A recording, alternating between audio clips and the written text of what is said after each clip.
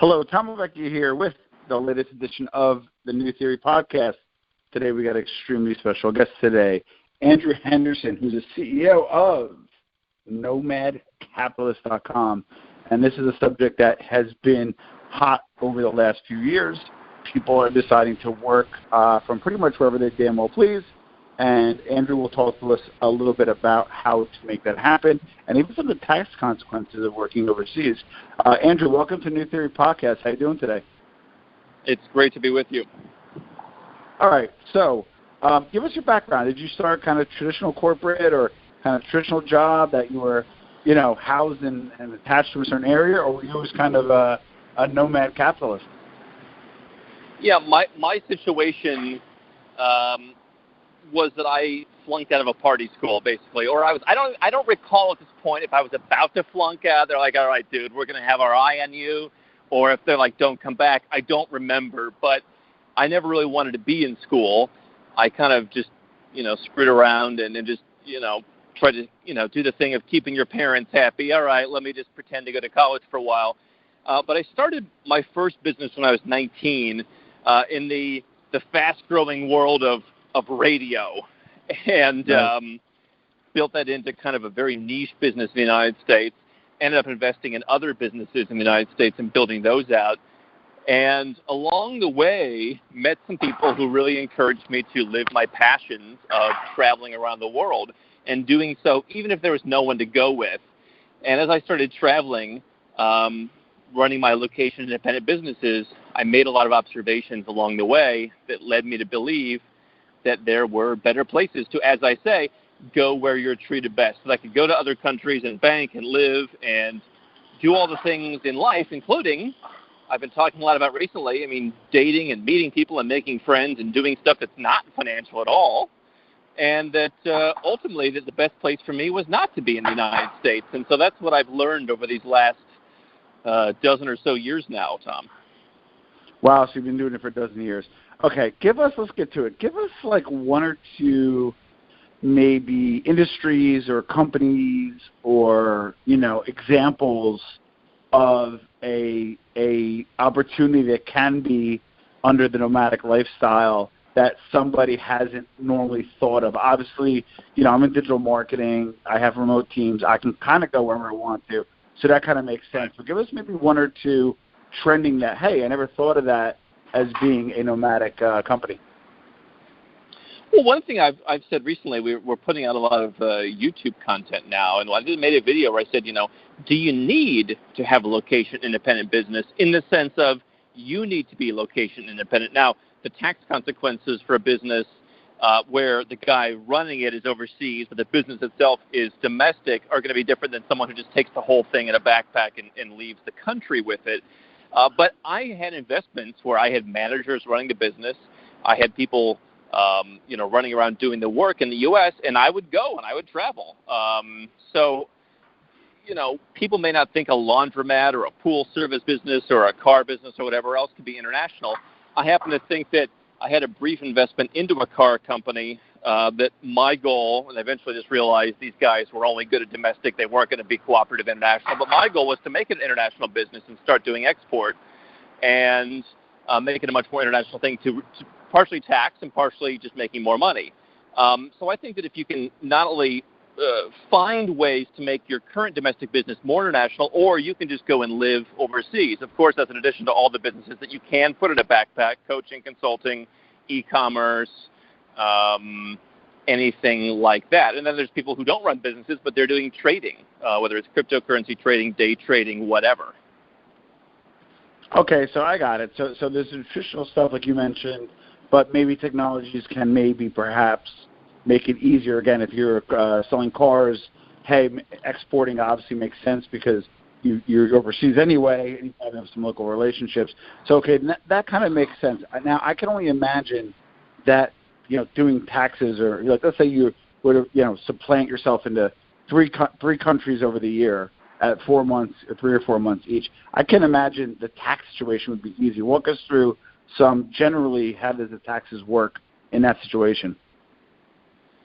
Well, it really depends. This is why we create rather comprehensive plans. What I can tell you is I mean, it depends on, are you a U.S. citizen, are you not? If you're a U.S. citizen, then you're always going to have that U.S. connection until you renounce your citizenship. And Trump's tax reform actually made that more difficult, to where you can't even keep all the money sitting in a foreign company anymore. You've got to have all kinds of forms to file, and so it becomes more difficult. But, you know, potentially, if you're a U.S. citizen and you spend very nominal amounts of time in the United States, you can pay the lowest amount of tax possible for U.S. citizens. They don't really care where you live. For everyone else, and for U.S. citizens in that situation as well, are you triggering, let's call it a day's test in another country? Are you triggering some kind of closer connection in another country? The goal is to live as a tourist, and what I think is increasingly important is having a place where you do claim to live. So it would be nice to have an apartment somewhere. Maybe you don't spend that much time there, but you have an apartment. Perhaps you have a residence permit there. Perhaps you're a tax resident there if you're a non-U.S. citizen. And this is what I do, by the way. I mean, I spend my time in countries that pretty strictly apply a day's test, where it's saying if you're here 183 days, then we're going to tax you. If you're here 182 days, then we're not going to tax you. And so there are ways to create what I would call the trifecta, where you're spending 4 months, 4 months per month, or 5, 3, 4, or whatever the case may be. It would be nice to have a tax home in one of those countries, to have a formal tax residence in one of those countries. But, you know, it really comes down to U.S. citizens are in their own pile. Everyone else is in their own pile. And then it's a matter of what are those countries. I mean, for me, the planning becomes a lot more complicated if one of those countries is in the EU. When one of those countries is Costa Rica or Montenegro or Malaysia or Serbia, whatever, that becomes a lot easier. And so it's, where do you want to live? I think these emerging places are very interesting and often make planning much more simple. Okay, so I'm with you at this point. I'm with you where the nomadic lifestyle works for, you know, smaller boutique firm, you know, up to maybe $500,000 in revenue. You're in a situation where, you know, you have some freelancers, maybe some home office people, you know, in the U.S. I'm with you, and that makes sense, right? But a lot of the bigger companies at scale, a lot of it, scalability comes around the culture. And how do you keep a strong corporate culture?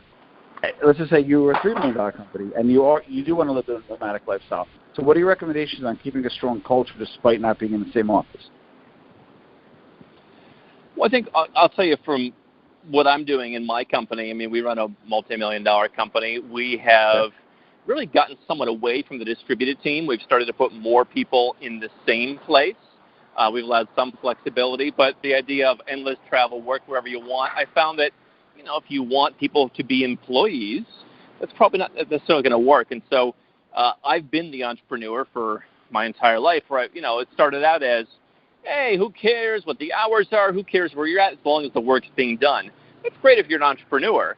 But I've hired entrepreneurial people. It's not really what you want as an employee. So what I found is, you know, hiring people from the same culture, putting them in one place. I look at it kind of like in the United States, the Southwest Airlines model. If you fly one A320 and a couple 737s and a 757 and a Tupolev or whatever, I mean, you're going to have a problem. I've recently hired someone to come in and do some high-level consulting and kind of get my organization up to the next level and understand the culture of the organization and to improve that to the next step or the next level. And I think it's a lot easier knowing that most of the people are from the same background. I think what I found is just kind of randomly patching a team together creates some issues. I know that's kind of the trend. It's the thing. It's very 4-hour work weeky.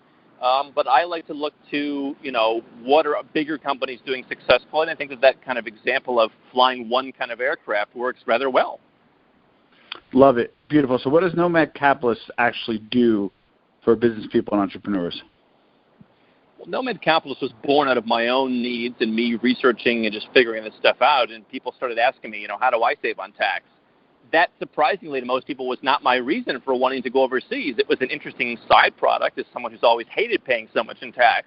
But it was not my main motivation. But if it is your main motivation and you want to optimize the tax, whether it's 0, 5%, 10%, but you want to do that in a way that works on a global level, not just in the U.S. or where you're from, but in all the places where you're living, all the places where you're incorporated, all the places where your customers are, your employees are, and that matches your lifestyle, then that's what we do, is basically create that holistic picture. And people come to us and say, you know, I called KPMG in Canada and they are great with Canada, but when I say, hey, Hong Kong, they either tell me, or they say, I don't know, call a guy in Hong Kong, and I end up managing 7 different guys from 7 different KPMG offices, and it's just a lot of blathering. I think my life is kind of the, entrepreneur at his core. We cut out the blathering, we develop a holistic plan, and we center it around not just the tax as a bunch of robots, but how do you want to live? What are your lifestyle goals? Do we need a second passport? What is needed here? And I think that's the strategic thing that we do. On a personal level, I'm always out researching, how do I get citizenship in, Timbuktu? How do I get a residence permit? What's the next best place to invest? What's the next banking frontier? I geek out on this stuff, and I think it's always changing. Which makes sense, and then you can help guide people along their journey. Because again, if I'm an entrepreneur, I'm like, hey, I want to, have the nomadic lifestyle, right? I obviously need to make money doing it, but I need some assistance in lowering that learning curve, because otherwise it could be very expensive. A lot of mistakes could be made. What's one of the common mistakes or biggest mistake that people that jump into the nomadic lifestyle make? Well, there's 2 tracks. There's the people who are just going out there, they're living in Chiang Mai, and they're just starting to build their business. I think those folks, perhaps out of necessity, they're just not handling things in a proper way. Then there's the track of people who are already successful. Some of the mistakes overlap, but one of the things really is people aren't holistic about it. They just think, well, hey, let me just satisfy the U.S., and this over here won't matter. Or they think, hey, I can just set up this company, that's all that matters. I have so many people who've come to me and say, hey, we moved all of our assets to Hong Kong. We're in great shape, Andrew. And I say, well, hold on, but you're still like tax resident in Australia. They say, yeah, but like the company's in Hong Kong. It's like, well, that's great, but Australia's going to come and send you a $400,000 bill any day now because it wasn't done properly. And so I think that what I can say as an entrepreneur, we all have egos. We all like solving problems. This is the part that we enjoy. It's why we're entrepreneurs. But I think so many people think this is pretty easy, and they miss one of the key elements. We have plans sometimes that are 15 different parts because there are 15 different parts that have to be considered. And I think what people figure is they're not aware of all those parts. And I'll tell you what, when I started, I wasn't either. Nobody who isn't living in this world or who isn't working at KPMG really has the understanding of what's all involved. They just know you watch a TV show and someone mentions Swiss bank account and hiding money, which might have worked in 1972, but certainly doesn't work now and is illegal regardless. And I think that people have a very flat 2D view of how this works when in reality there's a lot of moving parts. It makes perfect sense. Where are you calling in from today?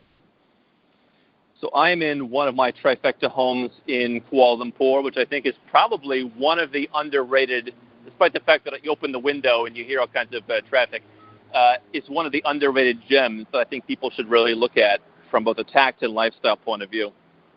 Love it. How can we find you?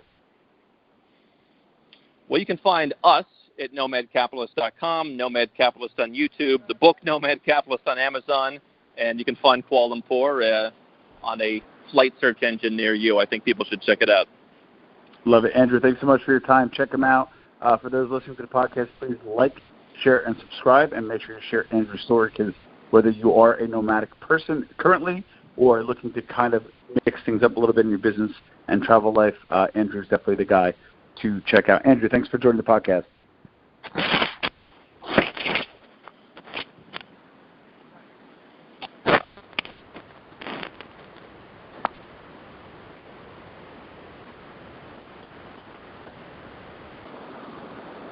Hey, Tom, you still there? Tom?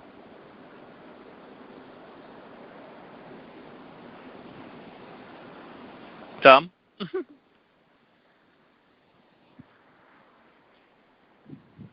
Tom?